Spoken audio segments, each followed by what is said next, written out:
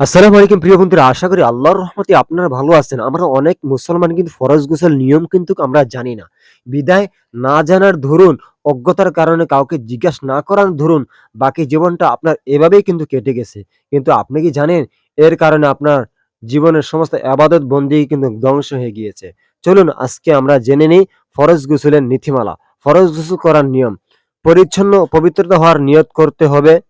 মানে স্ত্রীর সঙ্গম, স্বপ্নদোষ, যৌতুকগ্রাহ ও প্রস্রাব ইত্যাদির কারণে যে নাফাকি এসেছে সেটা দূর করার নিয়ত করবেন।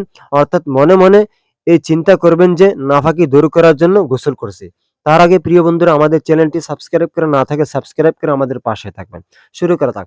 এরপর লজ্জাস্থানে লেগে থাকা নাফাকি প্রথমে ধুয়ে নেবেন। তারপর ২ হাত কবজি পর্যন্ত ধুয়ে নেবেন। সাবান বা এ জাতীয় কিছু দিয়ে ধুতে পারলে ভালো, না হলেও অসুবিধা নেই। তারপর নামাজের অজুর মতো করে পূর্ণাঙ্গ অজু করবেন।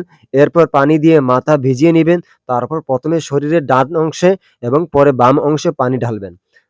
তারপর সারা দেহ পানি ঢালবেন। রাসূল সাল্লাল্লাহু আলাইহি ওয়াসাল্লাম যেভাবে গোসল করেছেন হাদিসে বর্ণিত হয়েছে। হযরত মাইমুনা রাদিয়াল্লাহু তাআলা আনহা বলেন, আমি আল্লাহর রাসূল সাল্লাল্লাহু আলাইহি সাল্লামের জন্য গোসলের পানি রাখলাম। তা দিয়ে তিনি জানামাতের অপবিত্র থেকে পবিত্র হওয়ার গোসল করেন। আল্লাহর নবী সাল্লাল্লাহু আলাইহি সাল্লাম পাত্র হাতে নিয়ে নিজের ডান হাতের উপর কাত করে তা ২ বা ৩ বার ধৌত করেন।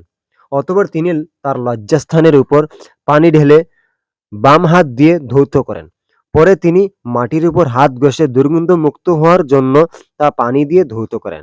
অতঃপর তিনি কুলি করেন এবং নাক পরিষ্কার করেন। অতঃপর মুখমণ্ডল ও ২ হাত ধৌত করেন। এরপর তিনি নিজের মাথা ও সর্বাঙ্গে পানি ঢালেন। পরে তিনি সেই স্থান থেকে অল্প সরে গিয়ে গিয়ে পরে তিনি সেই স্থান থেকে অল্প দূরে সরে গিয়ে উভয় পা ধৌত করেন।